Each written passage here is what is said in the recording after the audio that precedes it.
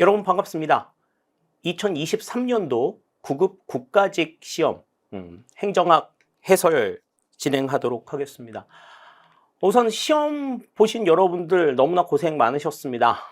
그동안의 여러분들의 노력의 결실이 어느 정도 여러분들을 만족시켰는지 여러분들 저도 상당히 많이 기대하고 있고, 그리고 여러분들도 이제 시험 보고 나서 어느 정도의 느낌들을 가지고 있으시리라는 생각이 들어요. 문제가 좀 괜찮았다, 풀만했다라고 생각하는 친구들보다는 문제가 조금 다소 어려웠다, 너무 좀, 막막했다, 이렇게 생각하는 친구들 상당히 많이 있었던 것 같습니다. 전체적으로 문제는 작년보다 어려운 수준의 문제였어요. 그렇다고 해서 이렇게 못 풀만한 그런 문제가 나온 건 아니었습니다. 충분히 우리가 해결을 할 수 있는 그러한 문제들이었는데, 문제를 이제 해석하는 데 있어서 이제 전형적인 방법들만을 따지지 않고 다양한 접근 방식을 요구할 수 있는 그러한 문제들이 많이 나왔어요. 그래서 우리가 내용들 정리하면서 늘상 말씀드렸었잖아요. 이게 암기보다는 이해가 우선이 되어야 한다라는 말씀 계속해서 드렸었는데, 암기를 중심으로 해가지고 대비하셨던 여러분들이 있다면 분들은 다소 조금 당황스러웠을 법한 문제들이 몇 문제 눈에 띄었습니다. 그래서 좀 내용을 조금 잘 이해하고 그 내용을 응용할 수 있는 응용력을 가지고 있었던 친구라고 한다면 80에서 85점도 충분하게 받을 수 있었을 법한 그러한 문제들이었는데요. 암기를 중심으로 해가지고 출제가 된 문제들, 이런 문제들, 이런 대비를 좀 많이 해 오셨다라고 한다면, 좀 높은 점수를 받기는 조금 어렵지 않았을까? 70에서 한 75점 정도, 그 정도 수준에 머무르지 않았을까라는 생각이 좀 듭니다. 그리고, 이제 상위, 그러니까 난이도 상급의 문제가 다소 많이 늘어나고, 또 중급의 문제와 상급의 문제 차이가 조금 벌어진 그런 측면이 있기 때문에 체감적인 난이도가 실제보다는 조금 더 높게 느껴졌을 수도 있겠다라는 생각도 가져봐요. 그리고 법령에 대한 내용들을 좀 집요하게 물어본 문제들이 다소 조금 눈에 들어와서 그런 부분들에 대해서는 좀 막연하게 생각하셨던 분들의 경우에는 그런 부분에서도 좀 실수점이 많이 나오지 않았을까라는 생각이 듭니다. 자, 그러면 일단 이번 2023년도 국가직 기출문제가 어떤 패턴으로 좀 출제가 되었는가 하는 부분들을 전체적인 지금 영역별 출제 문항 분석을 통해서 좀 확인을 좀 해보도록 할게요. 우선 전반적으로 이 행정학의 출제 패턴은 1, 2장에서 한 35에서 40%, 그리고 이 5, 6, 7장에서 한 45%에서 한 50% 정도의 출제 비중을 보이고, 나머지 이제 이 6, 7장에서 한 10%에서 15%의 출제 비중을 보이는 것이 일반적인 패턴입니다. 최근 2년간도 이제 그러한 모습들을 변하지 않고 있었는데, 지금 올해 지금 출제가 된 내용들을 좀 살펴보시자면, 지금 1, 2장에서 35%, 그다음에 3, 4, 5장에서 50%, 그리고 6, 7장에서 15%를 차지하면서 여태까지 출제해왔던 그 패턴들을 크게 벗어나지는 않았어요. 크게 벗어나지는 않는 그런 패턴들을 보여왔는데, 다만 이제 좀 생각을 해봐야 될 것은 행정이론의 출제 비중이 점점 낮아지고 있다라고 하는 점은 좀 주목을 해볼 필요가 있겠습니다. 그래서 이 행정이론에 대한 내용들이 점차 조금 감소가 되고 있고, 정책이론이 좀 상대적으로 좀 출제 비중이 늘어나고 있다는 점, 이런 점들은 1, 2장을 대비하는 데 있어서 좀 주목해 볼 만한 내용이다, 이렇게 우리가 생각을 할 수가 있겠어요. 가장 기본적인 패턴 부분이 행정학 개론에서 가장 기본적인 부분이 1장에 대한 내용인데, 그 1장에 대한 출제 비중이 좀 감소하고 있다라는 것은 다소 조금 나중에 여러분들이 이제 공직 생활을 하는 데 있어서 조금은 우려해 볼 만한 그런 부분이기도 합니다. 그런데 아무래도 이제 실무적인 측면을 좀 강조하는 패턴들이 이제 최근 한 3, 4년간에 걸쳐가지고 계속 이어져 왔던 걸 감안한다면 이론적인 측면의 부분에 대한 관심이 조금 줄어들 수도 있겠다. 또 최근에 이제 출제위원으로 참여하시는 이제 그 교수님들의 어떤 전공 성향이나 이런 것들도 행정 이론의 일반적인 이론보다는 정책 이론 쪽에 조금 더 치우쳐 있으면서 일반 이론들에 대한 어떤 관심이라든지 주목 이런 것들이 상대적으로 낮아지지 않았나 하는 것들도 생각을 해볼 수가 있어요. 올해 지금 출제가 된 출제 패턴들도 예년의 패턴들과는 그렇게 크게 달라지지 않았다라고 하는 것을 우선은 좀 생각할 수 있겠습니다. 자, 다음 이제 출제 난이도 분석이에요. 문항별로 난이도를 좀 살펴봤을 때는 이제 상급의 문제가 이제 예년보다는 조금 다소 좀 늘어난 모습들을 보여줄 수 있습니다. 한 3문제 정도 저는 난이도 상급의 문제다 이렇게 생각을 했었는데 법령과 관련해가지고 물어본 문제들이 있었고 또 이 법령의 어떤 구체적인 부분들을 이렇게 좀 디테일하게 좀 알아야지 풀 수 있는 그런 문제들이 조금 나오면서 좀 많이 좀 힘들었을 것 같고요. 다음에 이제 20번 문제 같은 경우에는 이제 실험과 관련된 내용들이 나왔는데 이 문제는 사실 7급 수준의 문제라고 보기에도 다소 조금 난이도가 조금 있는 그런 수준의 문제라고 좀 판단이 됐었어요. 그래서 여러분들이 마지막 패턴의 마지막 장의 문제들을 보실 때 특히 이제 마지막에 한 대여섯 문제들을 보시면서 상당히 조금 당황스럽지 않았을까라는 생각이 좀 들었습니다. 뭐 나머지의 문제들은 그렇게 크게 여러분들을 괴롭힐 만한 그런 문제들은 아니었다라고 하는 것, 이 점들을 좀 특징으로 생각을 할 수 있을 것 같아요. 자, 그러면 이제 우리가 1번부터 20번까지 내용들을 살펴보면서 문제가 어떻게 출제가 되었는가 하는 부분들에 대해서 같이 한번 생각을 해보도록 하죠. 자, 문제 1번 보겠습니다. 자, 행정이론에 대한 기본적인 내용이 나왔는데요. 행정이론에 대한 설명으로 옳은 것은 그랬습니다. 맞는 걸 골라라 라고 이야기를 했기 때문에 우리가 이제 행정이론에 대해서 기본적으로 알고 있는 기본적인 개념들이 어떻다라고 하는 걸 머릿속에 떠올려 가시면서 문제를 좀 접근하실 필요가 있었을 것 같아요. 자, 그러면 1번부터 보죠. 자, 과학적 관리론은 최고 관리자의 운영 원리로 포스트 코브를 제시하였다. 그랬는데 1번은 뭐 누가 봐도 확실하게 아니라는 걸 알 수가 있죠. 포스트 코브는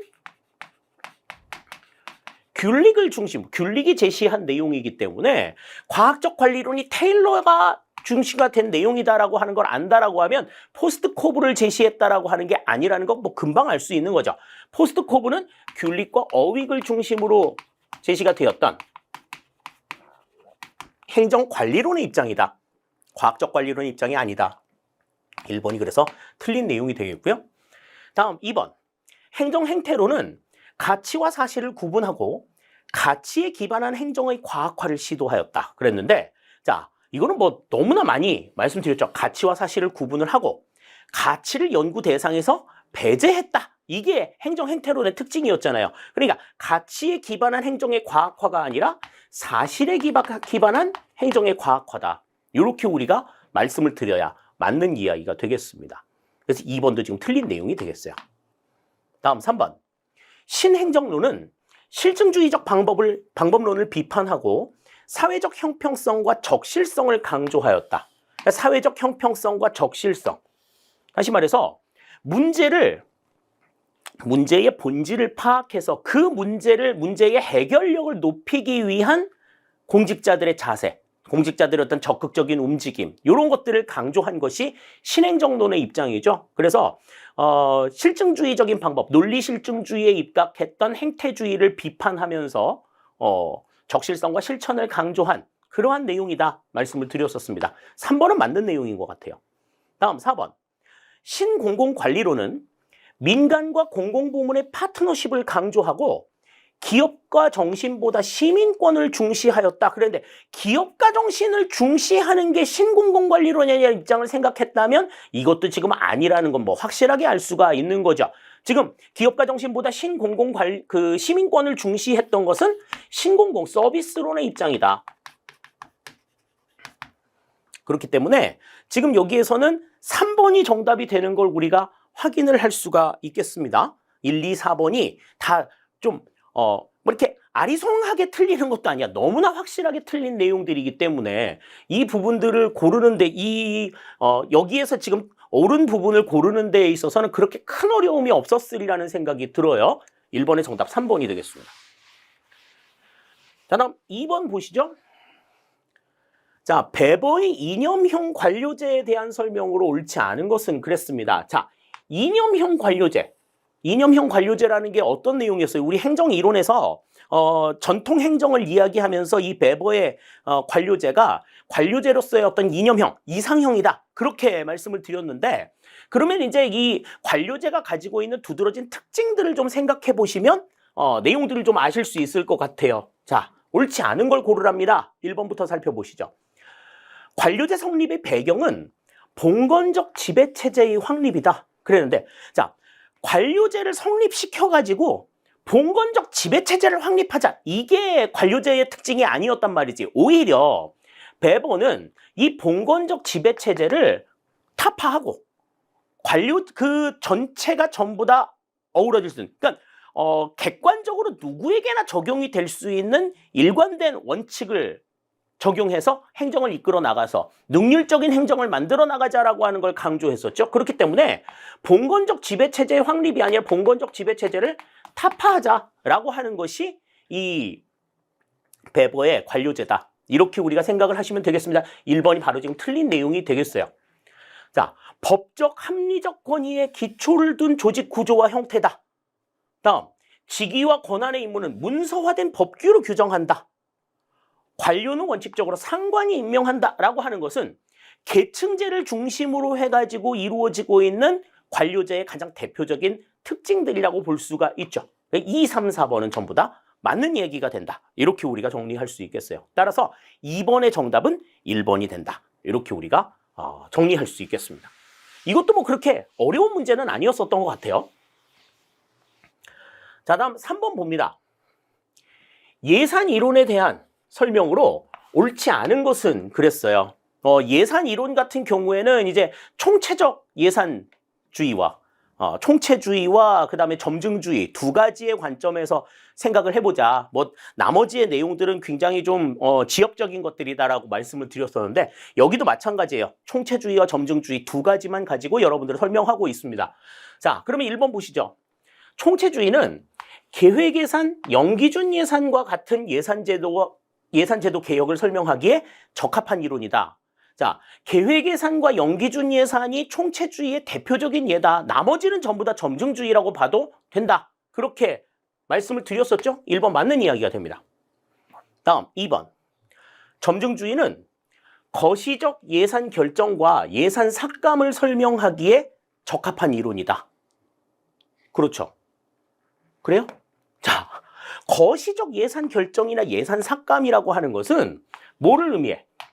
예산의 변동폭이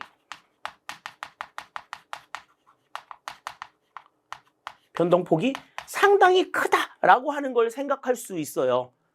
크게 변화할 수 있단 말이지. 그런데 점증주의 같은 경우에는요, 과거의 예산을 바탕으로 해가지고 소폭의 예산 변동만을 허용하는 내용이기 때문에 이렇게 예산 변동폭이 큰 거시적 예산 결정이나 예산 삭감을 설명하기에 적합한 내용은 아니죠. 자, 이 같은 예산 변동폭이 큰 내용은 총체주의의 특징으로 설명이 가능하다. 합리성을 바탕으로 해서 설명이 가능하다라고 하는 걸 생각하실 수가 있겠습니다. 2번이 틀린 내용이 되겠어요. 다음 3번. 총체주의는 합리적 분석적 의사결정과 최적의 자원 배분을 전제로 한다. 맞는 얘기죠. 합리성을 전제로 한 내용이다라고 하는 걸 설명을 드렸었잖아요. 2번, 3번도 맞는 내용. 다음 4번. 점증주의는 예산을 결정할 때 대안을 모두 고려하지 못한다는 것을 전제로 한다. 대안을 모두 고려하는 게 총체주의의 입장이고 점증주의는 그거 못하니까 실현 가능한 부분들만 우리가 좀 생각해보자. 문제가 발생이 된 부분에 대해서만 생각을 해보자라는 입장을 가지고 있는 거죠. 따라서 1번, 3번, 4번은 다 맞는 내용인데 2번은 틀린 내용이 되는 것 우리가 생각을 할 수 있겠습니다. 3번 정답은 2번이에요. 그러니까 지금 1, 2, 3번의 문제는 상당히 여러분들이 조금 접근하기에 되게 좀 쉬운 그러한 문제들로 지금 구성이 되어 있어요. 자, 뭐 1, 2, 3번 지금 풀었던 문제에서 그렇게 실점이 만약에 나타났다라고 하면은 기본적인 내용 이론이나 뭐 이런 것이 좀 확실하게 개념이 잡히지 않았을 가능성이 높습니다. 자, 다음 4번입니다. 바흐라흐와 바라츠의 무의사 결정론에 대한 설명으로 옳지 않은 것은 그랬습니다. 자, 바흐라흐와 바라츠의 무의사 결정론은 우리가 뭐 기출문제, 예상문제, 동형 모의고사에서 굉장히 많이 언급이 됐었던 부분이죠. 신엘리트 이론의 전형이다. 다원주의를 이제 비판하기 위한 신엘리트론의 입장으로서 등장한 개념으로 우리가 알고 있었죠. 그래서 동형 모의고사 볼 때는 그 주장한 학자가 바흐라흐와 바라츠다. 이것도 좀 알아두자. 그렇게 얘기했었는데 그걸 물어보는 문제는 안 나왔어요. 그걸 물어보는 내용은 아니었고 이 무의사 결정론에 대한 내용으로 틀린 걸 골라라. 그렇게 얘기를 했는데 내용에서 틀린 것도 아니야. 자, 1번부터 보죠. 무의사 결정의 행태는 정책 과정 중 정책 문제 채택 단계 이외에서도 일어난다. 이거는 정책 의제 설정 단계에서 주로 일어나지만 무의사 결정론은 그 외의 단계에서도 다 나타난다. 그게 정책 과정 전반에 걸쳐서 나타난다라고 설명을 드렸잖아요. 1번 맞는 이야기입니다. 다음 2번. 기존 정치 체제 내의 규범이나 절차를 동원하여 변화 요구를 봉쇄한다. 그렇죠. 변화에 대한 요구를 봉쇄하는 것. 기득권의 이익이나 이런 것들에 반하는 그러한 요구들은 과감하게 봉쇄하는 그 같은 모습들을 보여주죠. 2번도 맞는 이야기. 다음 3번. 정책 문제화를 막기 위해 폭력과 같은 강제력을 사용하기도 한다. 그렇습니다. 폭력과 같은 강제력이 활용이 돼요. 다음 4번. 그럼 1, 2, 3번 다 맞으니까 지금 4번이 틀린 거라는 얘기인데 자, 엘리트의 두 얼굴 중 권력 행사의 어두운 측면을 고려하지 못한다고 비판했기 때문에 신다원주의라고 불린다 그랬는데 이거는 뭐 너무나 어처구니 없잖아. 무의사 결정론은 신엘리트 이론이라고 우리가 그렇게 알고 있는데 신다원주의라고 이야기했으니 이게 지금 틀린 거지. 신엘리트주의라고 봐야지 맞는 이야기가 되는 거죠. 따라서 4번의 정답은 지금 4번이 지금 틀린 거다. 이렇게 우리가 볼 수가 있어요. 그러니까 지금 막 이렇게 많은 얘기들이 막 나오고는 있지만 어처구니 없이 요 단어 하나에 정답이 결정이 돼버리는 이 같은 상황들이죠. 4번의 정답은 4번이 된다. 지금 1번부터 지금 4번까지의 내용들이 여러분들을 막 이렇게 괴롭힐 만한 그런 문제들은 아니었던 것 같아요. 난이도 중하급의 문제들이 지금 계속해서 앞부분을 차지하고 있었어요. 자, 이제 5번 봅니다. 자, 우리나라의 통합 재정에 대한 설명으로 옳지 않은 것은 그랬습니다. 마지막에 이제 우리가 그 동형 모의고사를 보면서 이 통합 재정의 어떤 기준이나 이런 것들이 여러 가지로 좀 변화가 있었다라고 하는 점들을 설명을 드렸었는데 그 부분에 대한 문제는 지금 출제가 안 됐습니다. 그 부분에 대한 내용은 안 나왔고 일반적인 개념에 대한 이야기만 나왔어요. 통합재정은 우리가 어떻게 알고 있습니까? 일반회계와 특별회계 그리고 기금을 전체적으로 통합해서 운영하는 그 같은 재정을 우리가 통합재정이라고 이야기를 했죠. 그래서 예산을 이걸 바탕으로 해가지고 예산을 순계 개념으로 파악한다. 그 말씀 드렸었고 이 순계 개념으로 파악해가지고 제외가 되는 것들이 뭐 어떤 것들이 있다 이런 이야기들까지 쭉 했었는데 자 1번부터 보시죠. 세입과 세출은 경상거래와 자본거래로 구분하여 작성한다. 그랬습니다. 자, 경상거래와 자본거래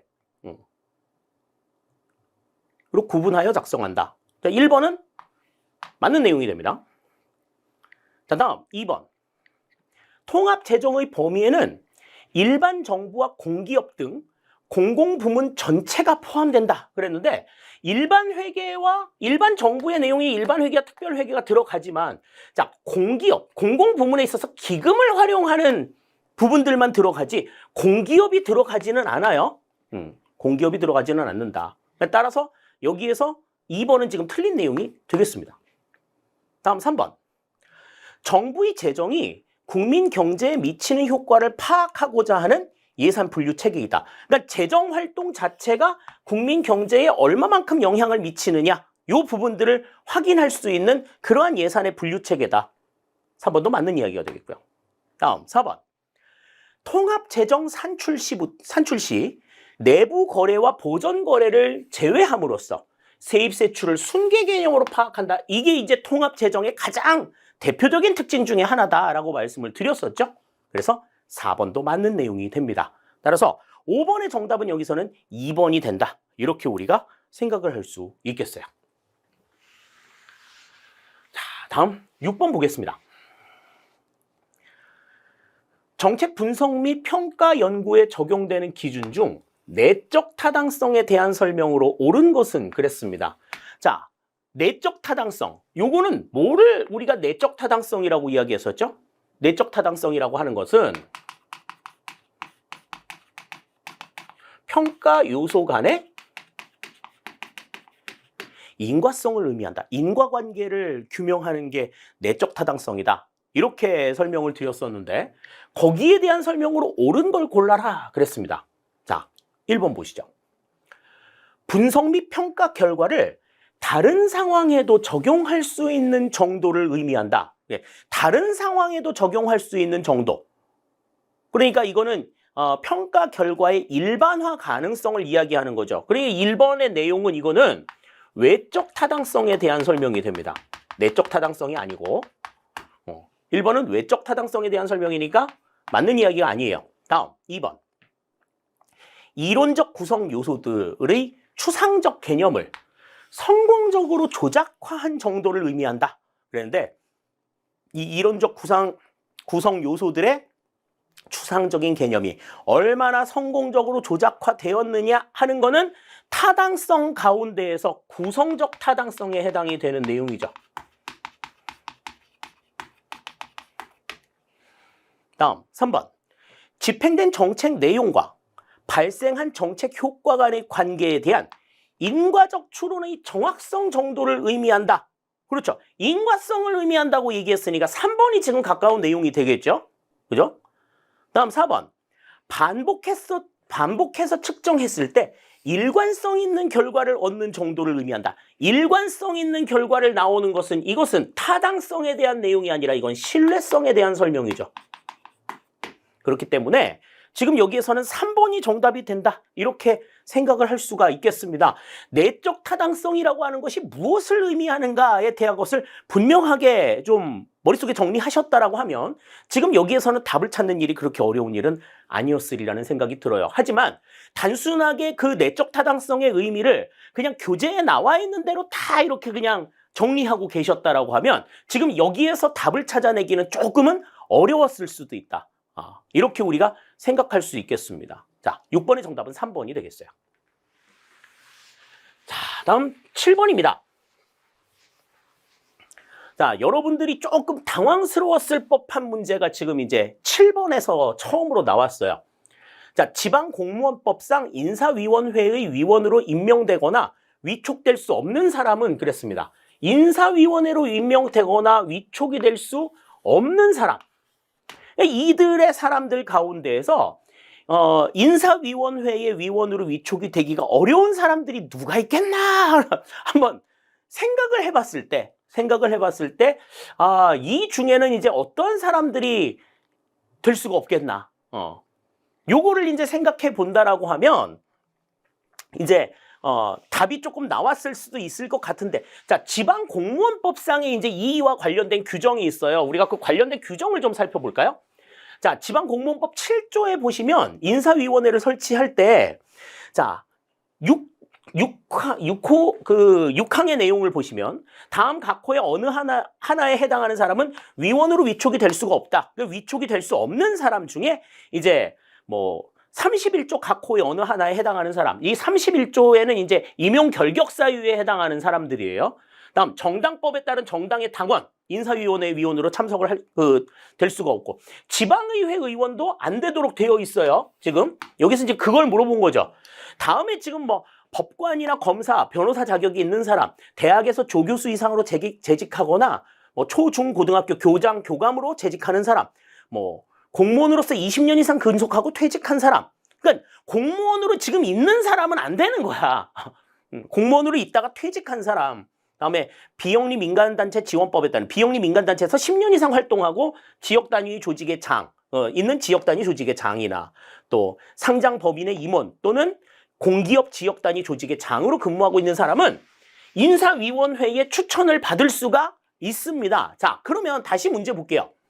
자, 인사위원으로 임명되거나 위촉이 될 수 없는 사람. 그러니까 2, 3, 4번의 내용은 전부 다 지금 위촉이 될 수 있는 사람들이고 지방의회 의원만 지금 해당이 안 된다. 그러니까 지금 1번이 정답이 되는 걸 알 수 있는데 자, 지방의회 의원과 같은 이런 정무직 공무원 같은 경우에는 겸직을 허용하지 않는다라고 하는 것 뭐 계속해서 강조를 드렸었죠. 그렇기 때문에 의회 의원 같은 경우에 다른 사람들과는 좀 다르게 의회 의원들은 다른 어떤 위원이라든지 뭐 이런 겸임을 할 수가 없는 그러니까 그 지방의회 의원으로서의 자격만을 계속해서 유지해야만 하는 그러한 입장들이 있다라는 걸 생각했을 때 7번의 정답은 1번이라고 생각을 할 수 있을 것 같아요. 그러니까 법의 내용을 잘 몰랐다 하더라도 지금 의원의 어떤 겸직 금지 이런 부분에 대한 이해가 어느 정도 좀 있었다라고 하면 1번을 답으로 택할 수 있지 않았을까라는 생각이 조금은 듭니다. 7번의 정답은 1번이 되는 것 우리가 알 수가 있겠네요. 자, 다음 8번입니다. 조직 구조의 유형에 대한 내용이 나왔는데 자, 조직 구조 유형에 대한 설명으로 옳지 않은 것은 그랬어요. 뭐 여러 가지 조직 구조의 유형들이 있었습니다. 뭐 데프트의 조직 구조 유형만 생각해도 기능 구조, 사업 구조, 매트릭스 구조, 뭐 수평 구조, 뭐 네트워크 구조 이렇게 나와 있는데 지금 여기 나와 있는 내용들이 이제 데프트의 조직 구조의 유형에 대한 내용이에요. 자, 1번부터 보시면 사업 구조는 조직의 산출물에 기반을 둔 구조화 방식으로 사업부 간 기능 조정이 용이하다 그랬는데 자, 조직의 산출물에 기반을 둔 조직 구조인 건 맞아요. 사업 구조가. 그래서 어떠한 장점이 있다고 얘기했어요. 그 산출물을 내기 위해서 부서 내에서 각각 조직 기능의 비중을 결정할 수 있다. 비중을 다르게 둘 수 있다라고 하는 점은 상당히 장점이 된다라고 이야기했었죠. 그러니까 기능 조정을 할 때에는 기능 조정은 사업부 간 기능 조정이 아니라 사업부 내의 기능 조정이 용이하다. 이렇게 봐야지 맞는 거죠. 사업부 간 기능 조정이라고 하는 건 이제 각각의 부서 간의 기능 조정이 이루어져야 된다라는 건데 사업부 간 기능 조정이 용이하다라는 거는 이거는 기능 부서에 대한 내용이지 사업 부서에 대한 내용이라고 보기는 어렵다. 1번이 바로 틀린 내용이에요. 다음 2번 매트릭스 구조는 수직적 기능 구조에 수평적 사업 구조를 결합시켜 조직 운영상의 신축성을 확보한다. 맞는 얘기죠. 다음 3번 네트워크 구조는 복수의 조직이 각자의 경계를 넘어 연결고리를 통해 결합관계를 이루어 환경 변화에 대처한다. 그렇죠. 그러니까 각자가 이 연결고리를 결합관계를 이룬다. 그래서 환경에 대처할 수 있는 그러한 특징들을 보여주고 있다 하는 것이 특징이 되겠습니다. 그래서 네트워크 구조, 뭐 가장 유기적인 환경에 가장 적극적으로 대응할 수 있는 유기적인 성격을 가지고 있는 구조가 네트워크 구조라고 우리가 생각할 수 있죠. 다음 4번 수평 구조는 핵심 업무 과정 중심의 구조화 방식이다. 뭐 이것만 봐도 지금 맞는 이야기죠. 부서 사이의 경계를 제거해서 의사소통을 원활하게 한다라고 하는 건 맞는 내용이 되겠습니다. 따라서 8번에서는 지금 틀린 내용이 1번이 된다. 이렇게 우리가 생각을 할 수 있겠어요.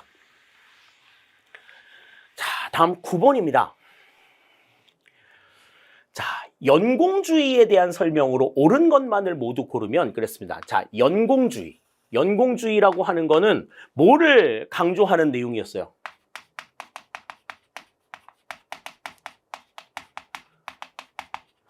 근속 연수를 중심으로 해가지고 인사를 해 나가는 이 같은 방식이 연공주의다. 이렇게 말씀을 드렸었죠. 그러니까 그 근속 연수를 중심으로 해가지고 움직이는 내용이다라는 걸 생각하시면서 내용을 보시면 이제 옳은 것이 무엇인가 하는 것들을 알 수 있을 겁니다. 그죠? 뭐 그렇게 어려운 내용들은 아니에요. 자, 기억부터 보죠. 장기 근속으로 조직에 대한 공헌도를 높인다. 근속 연수 중심이니까 기억은 맞는 내용이 되겠습니다. 다음, 니은. 개인의 성과에 따른 적절한 보상을 통해 사기를 높인다. 성과에 따른 적절한 보상, 이거는 아닌 거지. 이거는 아니고 그냥 오래 있었냐 없었냐 이거를 강조하는 내용이기 때문에 니은은 해당이 안 된다. 이렇게 볼 수 있습니다. 다음, 계층적 서열구조 확립으로 조직 내 안정감을 높인다. 계층적 서열구조의 확립. 그러니까 오래 있었던 사람들이 위에 있고 그냥 근속 연수 중심으로 해가지고 서열이 매겨져 있는 거야. 그냥 그렇기 때문에 조직 내 안정감을 높일 수 있다라고 하는 것도 맞는 내용이 되겠고요. 다음, 조직 내 경쟁을 통해서 개인의 역량 개발에 기여한다. 이것 연공주의에서는 가능한 이야기가 아니다. 그러니까 니은과 리을 같은 경우에는 이제 성과주의와 관련된 내용이라고 볼 수가 있죠. 성과주의에 대한 특징이고 연공주의에 대해서 옳은 것은 기억과 디귿이 된다. 따라서 9번의 정답은 2번이 된다. 이렇게 우리가 생각할 수 있겠어요. 자, 다음 10번입니다. 앨리슨의 관료 정치 모형에 대한 설명으로 옳은 것은 그랬습니다. 자, 이 관료 정치 모형 같은 경우에는 이제 그 구성원들 간의 어떤 입장의 조정, 이런 것들을 좀 생각하기 때문에, 그러니까 각각의 어떤 뭐 목표라든지 그 사람들이 그 목표에 대한 인식이나 이런 것들이 사람마다 다 다르기 때문에 뭐가 강조가 되는 거야? 그들 간의 어떤 조정이라든지 타협이라든지 이런 것들이 강조가 되는 개념이죠. 그래서 이 관료 정치 모형 같은 경우에는 그 우리가 얘기했었던 정책 결정 모형 가운데서 뭐하고 유사하다 그랬어? 점증 모형과 유사한 그 같은 내용이다. 이렇게 말씀을 드렸었어요. 자, 그럼 거기에 대한 설명으로 옳은 걸 골라라 그랬습니다. 자, 정책 결정은 준해결적 상태에 머무르는 경우가 많다. 그러니까 갈등의 상황이라든지 이런 것들이 완전하게 해결이 되지 못한 상황, 그냥 나쁘지 않은 상황에서 이루어지는 상황들, 이거는 어디에서 강조가 되는 내용이에요? 우리 앨리슨의 모형에서 두 번째 모형이었던 조직 과정 모형에 대한 설명이죠. 그죠? 이거는 모형 2에 해당이 되는 내용이었어요. 다음 2번. 정책 결정자들은 국가 전체의 이익이나 전략적 목표를 극대화하기 위한 결정을 한다. 이건 목표의 극대화를 강조했던 모형은 첫 번째 모형이었던 합리적 선택 모형에 해당이 된다. 첫 번째 모형에 대한 내용이 되겠고요. 다음 3번. 정책 결정에 참여하는 구성원들 간의 목표 공유 정도와 정책 결정의 일관성이 모두 매우 낮다. 그렇기 때문에 뭐가 필요한 거야? 그것 때문에 협상이나 조정과 같은 정치적인 행위가 필요하다라는 거죠.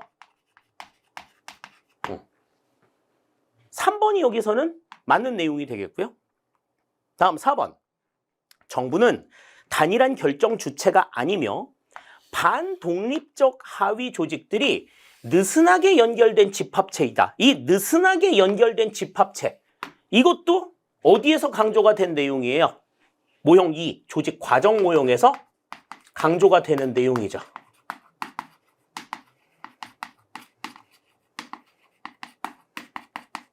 그래서 우리가 그 앨리슨의 모형 설명드리면서는 그 말씀 드렸었잖아요. 이 합리적 선택 모형은 우리가 이제 얘기했었던 합리 모형과 비슷하고, 조직 과정 모형 같은 경우에는 회사 모형과 유사하다. 그리고 관료 정치 모형 세 번째 모형은 점증 모형과 유사한 그 같은 모습들을 보여준다. 이렇게 말씀을 드렸었죠. 그 부분 생각하시게 되면은 3번을 정답으로 선택을 하는데 그렇게 큰 어려움은 없었으리라는 생각이 든다. 이런 생각이 들어요. 그래서 이것도 그렇게 막 장황하게 막 길들은 나와 있지만, 보기들은 나와 있지만, 그렇게 뭐 문제가 어렵거나 막 이렇게, 힘든 그런 문제들은 아니었다. 이렇게 생각을 하시면 될 것 같습니다. 자, 다음 11번입니다. 제니스의 집단사고의 특성에 해당하지 않는 것은 그랬습니다. 자, 제니스의 집단사고, 우리가 예상 문제나 모의고사를 통해서도 이 집단사고에 대한 이야기를 가끔은 언급을 드렸었는데, 이거는 뭐예요? 조직 내 일관되고 통일된 어떤 사고를 강요하는 이 같은 입장들을 우리가 집단사고라고 이야기를 하죠. 그래서 개인의 어떤 창의성이라든지 다양성 이런 것들을 좀 저해시키는 그러한 부작용이 있다. 그러니까 좋은 게 아니라고 말씀을 드렸어요.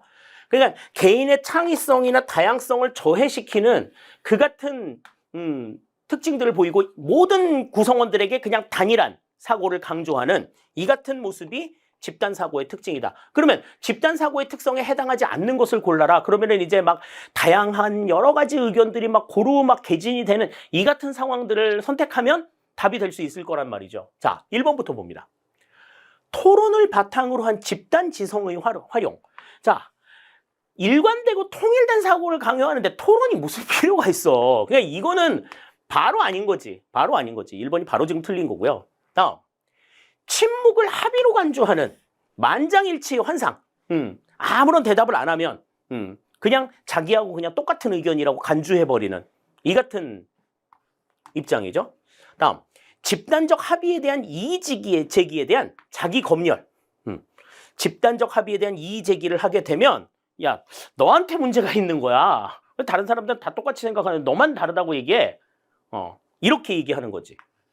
다음, 집단에 대한 과대평가로 집단이 실패할 리 없다는 환상. 그렇기 때문에 조직 내에 일관되고 통일된 그러한 사고들을 강요하는 이 같은 움직임들이 나타나는 거죠. 그러니까 토론을 바탕으로 한 집단 지성의 활용 같은 경우에는 여러 가지 조직 내의 다양성이나 또 그로 인해서 나타나는 여러 가지 어떤 의견의 차이 이런 것들을 어떻게 조율할 것이냐 하는 그런 움직임으로 토론도 하는 건데 일관되고 통일된 사고를 강요한다라고 하면 그런 것들이 필요가 없는 거죠. 따라서 11번의 정답은 1번이 된다. 이렇게 우리가 볼 수 있겠습니다. 자, 다음 12번이에요. 자, 거시조직 이론이 나왔어요. 자, 거시조직 이론이 나왔는데 자, 거기에 대한 설명으로 옳지 않은 걸 골라라. 그렇게 지금 이야기를 하고 있습니다. 자, 지금 이건 거시조직 이론을 이야기할 때는 이제 임의론과 결정론의 관점에서 우리가 좀 생각을 해봐야 된다라는 말씀 드렸었는데요. 자, 1번부터 보시면 구조적 상황 이론. 구조적 상황 이론은 불안정한 환경 속에 있는 조직은 유기적인 조직 구조를 선택하는 것이 효과적이다. 그러니까 환경과 조직 간의 관계.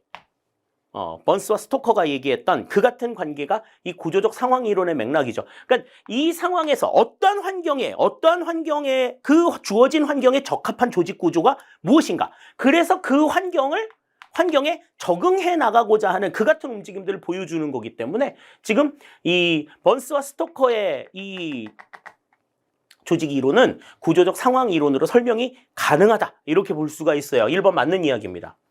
다음 2번. 전략적 선택 이론. 이건 임의론적인 관점이었죠. 어떠한 전략을 선택할 거냐. 그 환경을 극복하기 위해서. 그러니까 동일한 환경에 처한 조직도 환경에 대한 관리자의 지각 차이로 상이한 선택을 할 수 있다. 그렇죠. 다른 선택들을 할 수 있단 말이지. 다양한 선택들이 이루어질 거다. 그 어떠한 전략을 선택하느냐 하는 관리자의 역량이 이 전략적 선택 이론에서는 가장 중요하다라고 볼 수 있겠습니다. 자, 다음 3번. 거래 비용 이론이에요. 자, 거래 비용 이론. 이거는 그 결정론적인 관점에서 조직군 차원의 결정론적인 관점에서 나왔었던 내용이죠. 그래서 시장에서의 거래 비용이 조직의 내부 거래 비용보다 클 경우 내부 조직화를 선택한다. 맞는 얘기가 되겠고. 자, 1, 2, 3번 다 맞는 내용이니까 지금 4번이 틀린 건데, 자, 조직군 생태학 이론은 조직군 차원에서 임의론적인 관점을 가지고 있는 조직군 차원의 이론이죠. 그래서 조직군의 변화를 이끄는 변이는 우연적 변화로 한정되며 계획적이고 의도적인 변화는 배제된다 그랬는데, 조직군 생태학 이론이라고 하는 거는 그 환경을 극복해내기 위해서 단일 조직의 힘으로는 좀 부족하니까 비슷한 여건에 있는 다른 조직들 간의 연대를 통해 가지고 그 환경을 극복해내자라는 이야기지. 그렇기 때문에 이거는 우연적인 변화일 수가 없어. 계획적이고 의도적인 변화라는 거죠. 그래서 조직군의 변화를 이끄는 변이는 계획적이고 의도적인 변화이며 우연적인 변화가 배제가 되는 상황들을 생각합니다.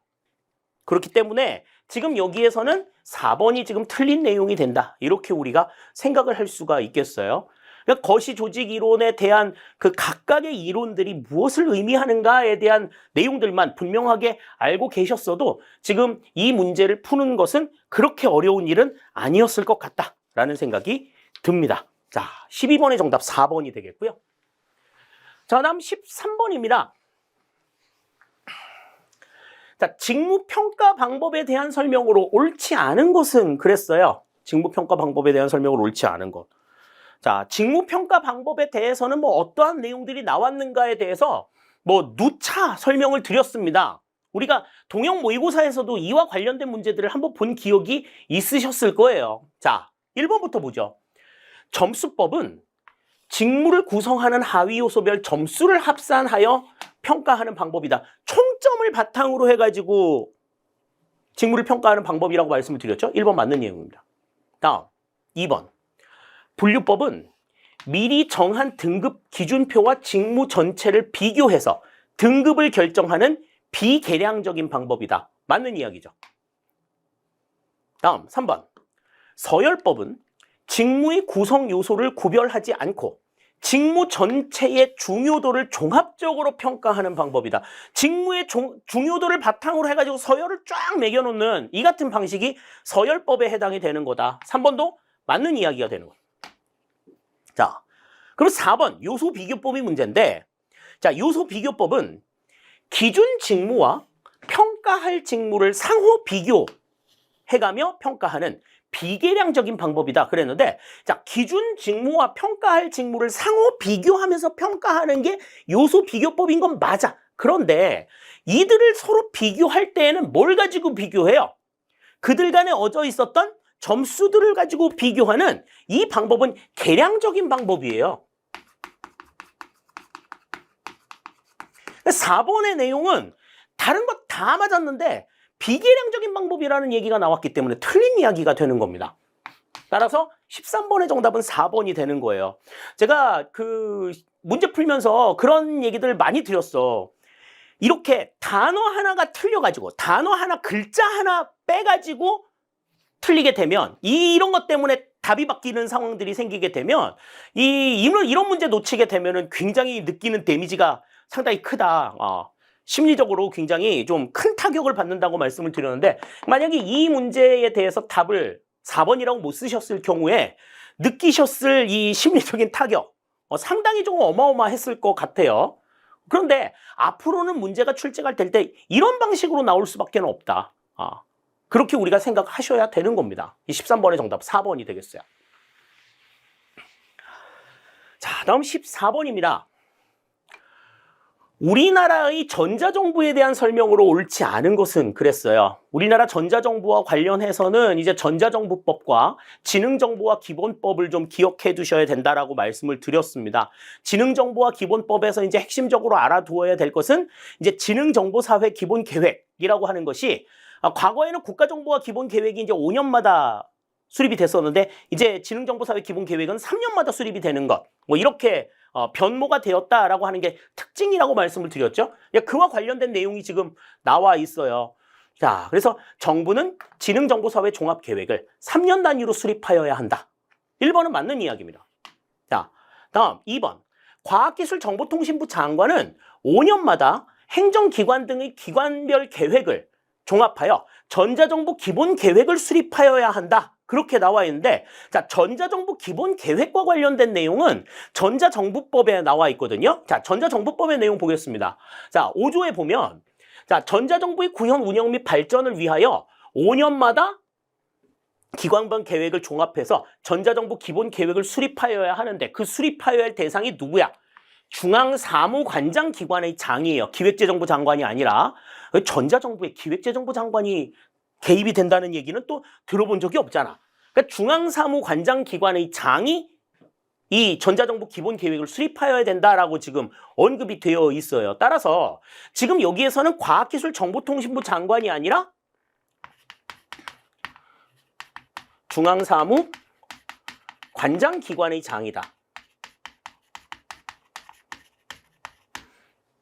이렇게 말씀을 드려야죠. 아까 기획재정부 장관이 아니라 과학기술정보통신부 장관이군요. 네. 과학기술정보통신부 장관이 하는 게 아니라 중앙사무관장기관의 장이다. 따라서 중앙사무관장기관인 행정부에서는 중앙사무관장기관인 행정안전부 장관이 전자정부 기본계획을 수립하게 되는 겁니다. 그러니까 2번이 지금 틀린 내용이 되는 거죠. 다음 3번. 전자정부법상 전자화 문서는 종이 문서와 그 밖의 전자적 형태로 작성되지 아니한 문서를 정보 시스템이 처리할 수 있는 형태로 변환한 문서를 말한다. 그러니까 전자화 문서라는 건 기존에 그냥 페이퍼로 되어 있었던 페이퍼 문서를 모니터로 볼 수 있도록 만들어 놓은, 그러니까 뭐 그냥 PDF 형식으로 바꾼다든지 뭐 이렇게 해서 디지털 형식으로 볼 수 있게 만들어 놓은 문서를 전자화 문서라고 한다. 그러니까 전자적으로 작성이 된 게 아니라 이미 작성이 되어 있는 문서를 전자적으로도 볼 수 있도록 만들어 놓은 문서를 이야기한다. 맞는 이야기가 되겠고요. 다음 4번. 중앙행정기관의 장과 지방자치단체의 장은 해당 기관의 지능정보사회 시책의 효율적 수립, 시행과 대통령령이 정하는 업무를 총괄하는 지능정보화 책임관을 임명하여야 한다. 이건 바뀌어 있는 이 지능정보사회 기본법, 지능정보사회 기본법에 새롭게 지금 들어와 있는 내용으로서 기억해 두셔야 될 내용이 되겠습니다. 그래서 지금 여기서는 옳지 않은 것이 2번이 되는 것 우리가 생각을 할 수가 있을 거예요. 그러니까 전자정부에 대한 내용들 다시 한번 잘 눈여겨보시기 바랍니다. 자, 14번의 정답 2번이 되겠고요. 자, 다음 15번 보겠습니다. 자, 롬책의 행정책임 유형에 대한 설명으로 옳지 않은 것은 그랬어요.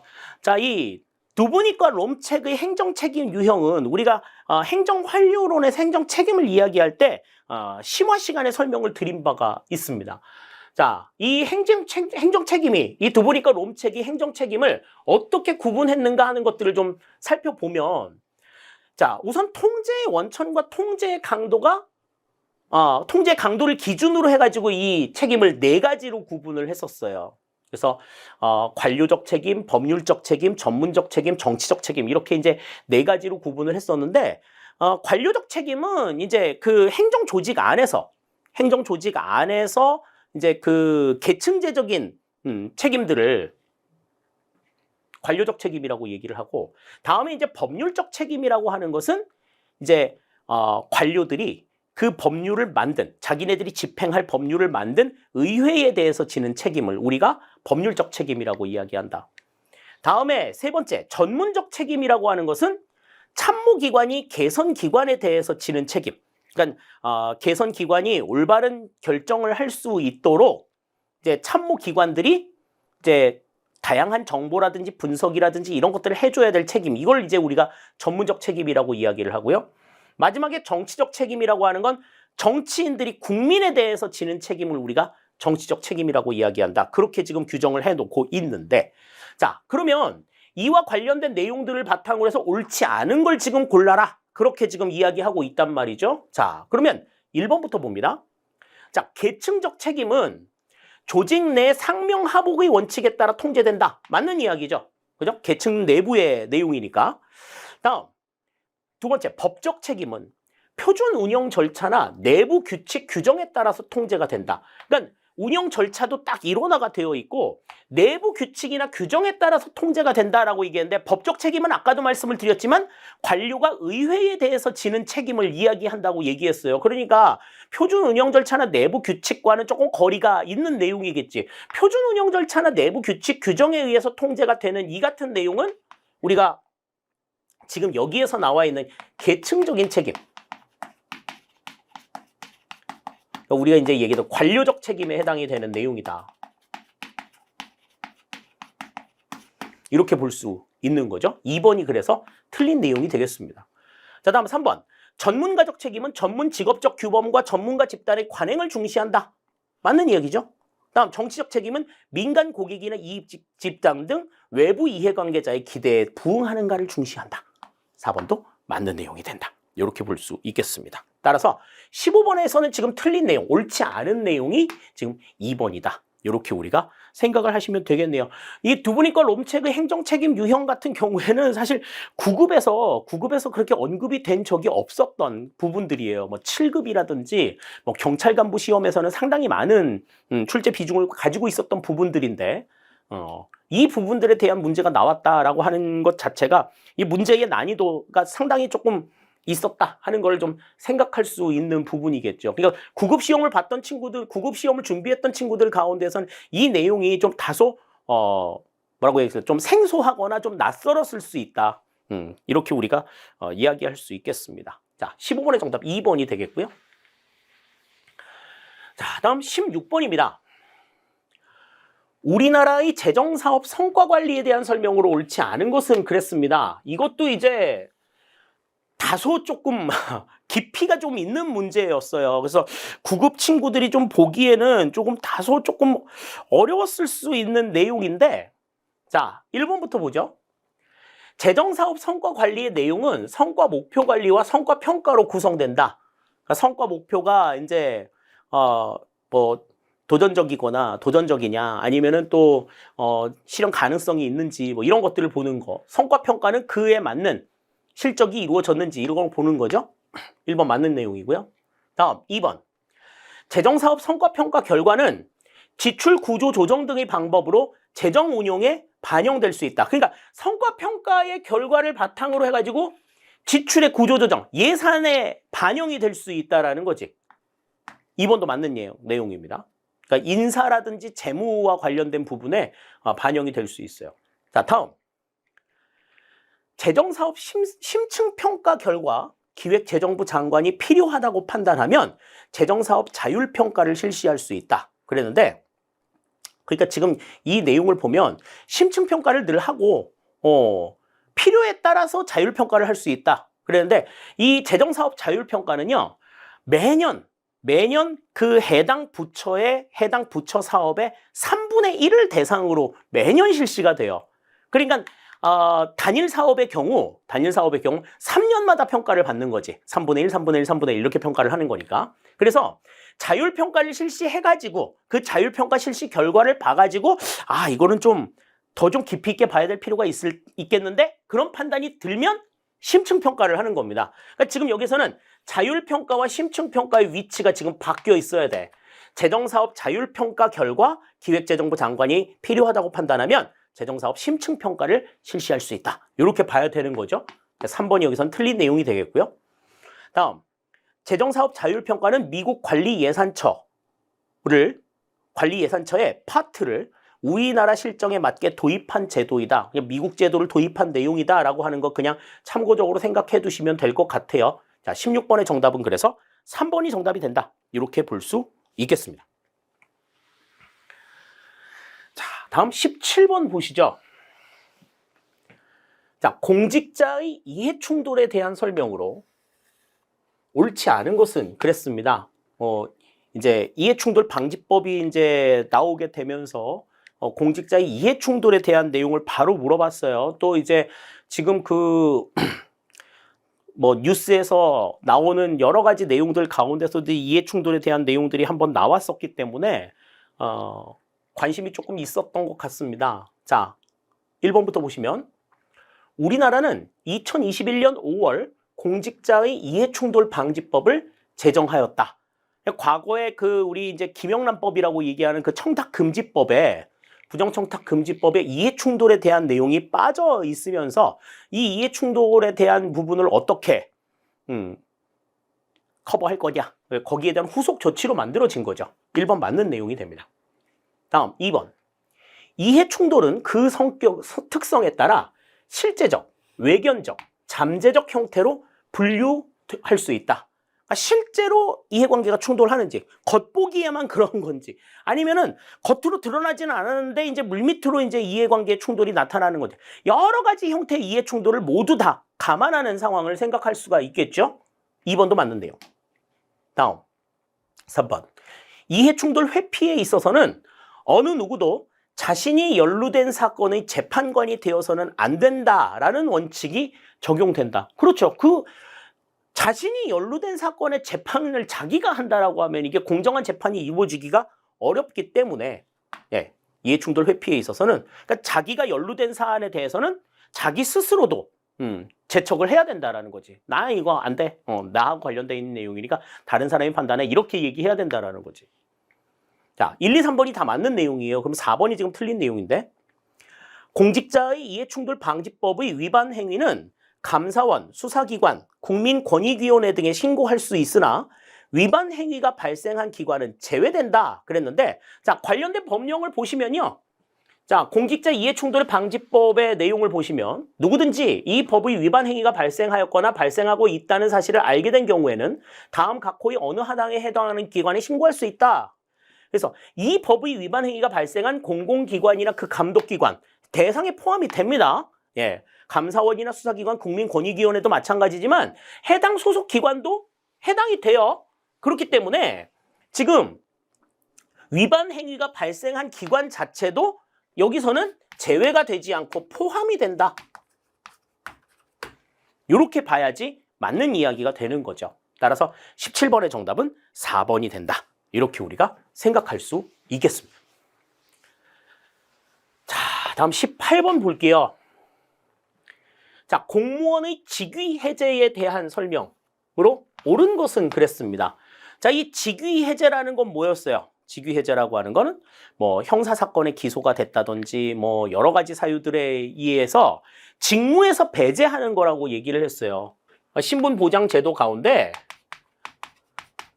공무원 신분은 유지하면서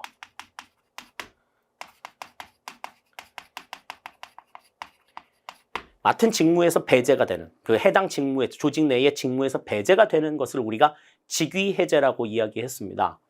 자, 거기에 대한 설명으로 옳은 것 그랬어요. 1번. 직위 해제는 공무원 징계의 한 종류이다. 어떠한 상황에서도 징계는 아니라고 얘기했었죠. 징계라고 하는 거는 국가공무원법, 공무원법에 나와 있는 6가지가 전부라고 말씀을 드렸어요. 그리고 그 6가지가 전부 다 2글자라고 말씀을 드렸었잖아요. 그죠? 견책, 감봉, 그 다음 정직, 강등, 해임, 파면 6개. 전부 다 2글자였잖아. 직위 해제는 4글자잖아요. 징계일 수가 없어. 1번 틀려. 다음 2번.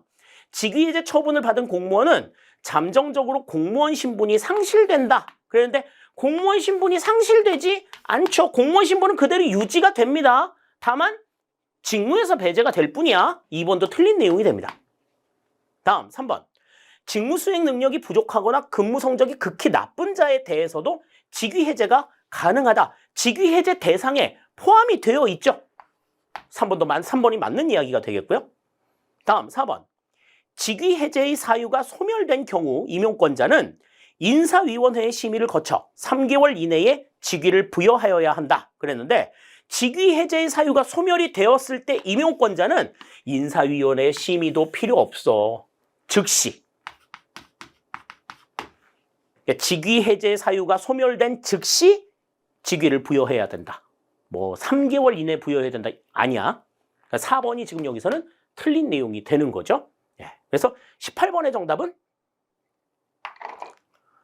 자, 18번의 정답은 여기서는 지금 1, 2, 4번이 지금 다 틀린 내용이 옳은 것을 고르라고 얘기했으니까 순간 당황했네. 자, 옳은 것을 고르라고 얘기했으니까 여기서는 3번이 정답이 된다. 이렇게 우리가 생각을 할 수가 있어요. 그러니까 1, 2, 1번, 2번, 4번의 내용이 다 틀린 내용이고 3번 같은 경우에는 우리가 그 대기명령으로도 우리가 이야기할 수 있는 그런 부분들이 있다고 말씀을 드린 바가 있었습니다. 그래서 18번의 정답은 3번이 정답이 되겠습니다. 자, 다음 19번 보죠. 출제를 하신 분들이 간혹 가다가 이렇게 문제를 내시다가 문제를 틀리는 경우들도 있는데 문제의 워딩이 틀리는 경우들도 있어요. 자, 19번의 문제가 그렇습니다. 자, 2021년 1월 전부 개정된 지방자치법에서 처음으로 도입된 주민참여제도는 그랬는데 일단 지방자치법이 전부 개정이 된 건 2021년이 아니라 2022년이죠. 네. 문제 출제하실 때 해넘어가기 전에 출제를 하셨는지는 모르겠는데 이게 작년에 한 거지 뭐 이렇게 생각해가지고 그렇게 생각을 하셨는지는 모르겠습니다만은 전부 개정이 된 지방자치법이 처음으로 시행이 된 건 2022년 1월 13일입니다. 그렇기 때문에 2021년이라고 얘기하는 거는 맞지가 않죠. 거기에서 처음으로 도입된 주민참여제도가 뭐냐 하는 겁니다. 자, 여기에 대해서는 이제 우리가 그 주민참여 방식의 주민참여제도 가운데서 제일 낯선 걸 고르시면 될 수 있을 것 같아요. 주민 소환, 주민 감사 청구, 조례의 제정, 개정, 폐지 청구, 그다음 규칙의 제정과 개정, 폐지에 관련 의견 제출 이게 있었는데, 자, 관련된 지방자치법에서 지방자치법 20조에 보시면 새롭게 이제 등장한 게 바로 규칙의 제정과 개정, 폐지 의견 제출. 과 관련된 내용이 이제 새롭게 지금 추가가 되어 있어요. 그래서 규칙의 제정, 개정, 폐지와 관련된 의견을 해당 지방자치단체의 장에게 제출할 수 있다. 과거에는 이제 조례만 가능했었는데 이제는 규칙까지도 가능해졌다라고 하는 거죠. 그래서 지방자치단 그 법령이나 조례를 위반하거나 법령이나 조례에서 위임한 범위를 벗어나는 사항은 의견 제출 대상에서 제외하고, 또 지방자치단체장은 그 의결이 제출이 된 날로부터 30일 이내에 검토 결과를 주민한테 통보를 해줘야 된다. 뭐 이러한 내용들이 이제 새롭게 등장을 한 내용입니다. 자, 그래서 지금 여기에서 새롭게 전부 개정된 지방자치법에서 처음으로 도입이 된 주민참여제도는 규칙의 제정, 개정, 폐지 관련 의견 제출이다. 그러니까 만약에 이 내용을 몰랐다 하더라도 여태까지 봤던 내용 중에서 제일 낯선 내용이 뭐지? 라고 생각을 하셨으면 이제 19번의 정답은 찾기가 좀 쉽지 않았을까라는 생각이 드네요. 19번의 정답은 4번이 되겠습니다. 자, 다음 20번입니다. 정책평가를 위한 사회실험에 대한 설명으로 옳지 않은 것은 그랬는데 마지막 문제인데 난이도가 아주 극강이에요. 올해 출제된 문제 가운데서 가장 어려운 문제가 지금 여기에서 지금 나와 있는 것 같습니다. 자, 정책평가를 위한 사회실험. 그러면은 우리가 이제 봤었던 게 뭐가 있어요? 진실험이 있고, 준실험이 있고, 비실험이 있다. 그렇게 이야기했었는데, 자, 옳지 않은 것. 자, 1번부터 볼까요? 통제집단 사전사후 설계는 검사 효과를 통제할 수 있다. 그랬는데 검사 효과라는 건 뭐였어요?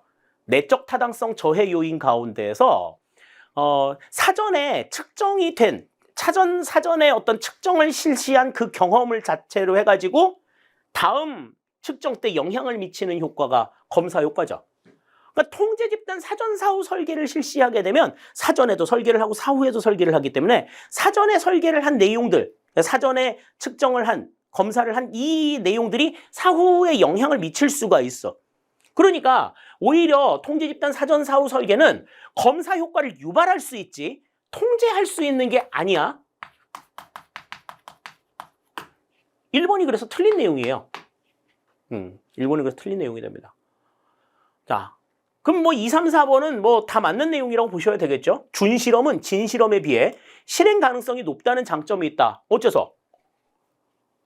통제집단과 실험집단의 동질성을 확보하지 않아도 되니까 실행 가능성이 높을 수밖에 없죠. 2번 맞는 이야기.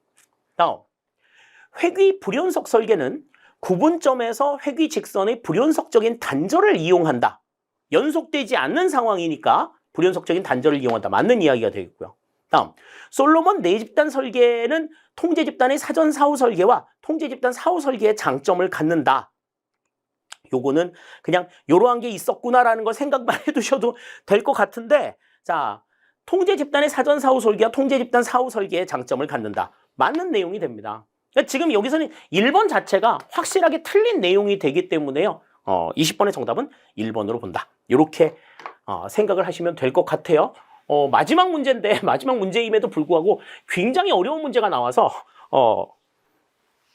여러분들이 굉장히 많이 당황하셨으리라는 생각이 듭니다. 자, 이렇게 해서 이제 우리가 1번부터 20번까지의 문제를 전체적으로 전부 다 살펴봤어요.